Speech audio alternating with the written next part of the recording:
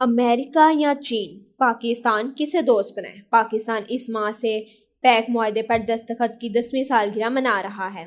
اس عشرے میں کروڑوں ڈالر مالیت کے سینکڑوں منصوبے پایہ تکمیل تک پہنچے ہیں۔ ہر گزرتے سال یہ سوال بھی سنجیدہ نوعیت اختیار کر رہا ہے کہ اس معاہدے نے پاکستان کو امریکہ کے مقابلے میں چین سے کس قدر قریب کر دیا ہے اور اس کے اثرات کیا ہوں گے۔ امریکی حکام بظاہر کہتے رہے ہیں کہ انہیں پاکستان اور چین کے درمیان دوستی کی بڑھتی پینگوں پر اعتراض نہیں، نہ ہی وہ یہ مطالبہ کرتے ہیں کہ چین یا امریکہ میں سے کسی ایک کو چنا جائے۔ تاہم اس بات پر اصرار کیا جاتا ہے کہ چین سے پاکستان یہ مطالبہ کرے کہ وہ تجارتی معاملات میں شفافیت اختیار کرے۔ سفارتی انداز میں کہی جانے والی یہ باتیں اپنی جگہ۔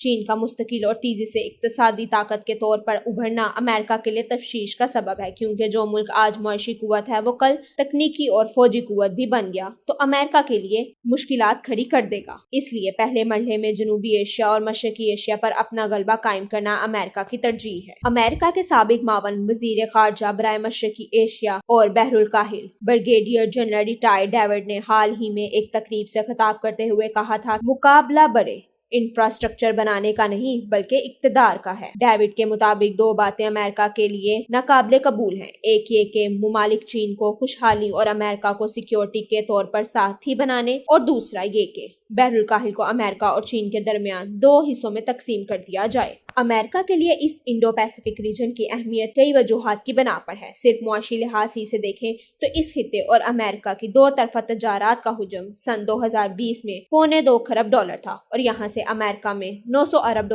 کی غیر ملکی براہ راست سرمایہ کاری کی جاتی ہے۔ دنیا کی نصف آبادی کے حامل اس خطے میں دنیا کی 7 بڑی افواج بھی موجود ہیں۔ اس خطے پر بالادستی کے لیے امریکہ نے فروری 2022 میں انڈو پیسفک اسٹریٹجی کا اعلان کیا تھا۔ اس نئی حکمت عملی میں امریکہ جنوبی ایشیا میں اپنے کوسٹ گارڈ کی تعداد بڑھانا چاہتا ہے۔ بائیڈن انتظامیہ نے بھارت کو جنوبی ایشیا اور بحر ہند کی طاقت بتایا اور ساتھ ہی بھارت کے خطے میں سیکیورٹی فراہم کرنے والے ملک کے طور پر ابھارا جا رہا ہے۔ بھارت خطے کا چودھری بنا دیا جائے تو پاکستان کی تفتیش جائز ہے، کیونکہ نریندر مودی دور میں کشمیر پر یک طرفہ اقدامات نے سنگین صورتحال پیدا کی ہے اور دو طرفہ تنازعات دور کیے جانے کا دور دور تک امکان نہیں۔ یہ الگ بات ہے کہ واشنگٹن کا موقف ہے کہ پاک بھارت تنازعات کو بات چیت سے حل کیا جانا چاہیے۔ یہاں یہ سوال بھی پیدا ہوتا ہے کہ آیا پاکستان اور بھارت کے تعلقات چین کی قیمت پر ٹھیک ہو سکتے ہیں، اور اگر یہی قیمت ہے تو اس کا پاکستان کو فائدہ ہوگا یا کہیں بڑا نقصان؟ یہ حقیقت صحیح ہے کہ اپنے قیام سے آج تک پاکستان ہمیشہ امریکہ کا اتحادی رہا ہے،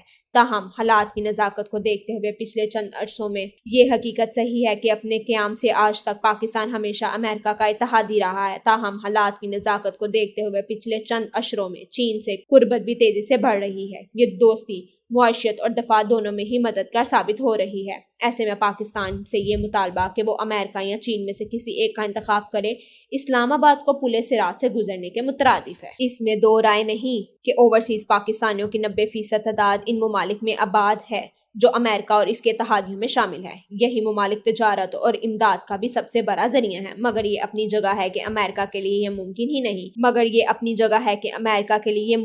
نہیں کہ نئی دہلی کے مقابلے میں اسلام آباد کو دفاعی اور اقتصادی قوت دی جائے۔ اس تناظر میں دیکھا جائے تو پی ٹی آئی دور حکومت میں سی پیک کو رول بیک کیا جانا محض غلط فہمی نہیں، سمجھ سے بالاتر فحش غلطی نظر آتا ہے۔ بنیادی وجہ یہ ہے کہ امریکہ کے برعکس پاکستان کے لیے چین ایک ایسا دوست ہے جس نے صحیح سی پیک کی صورت میں معاشی ریڑھ کی ہڈی فراہم کی اور دفاع بھی قابل رشک بنایا ہے۔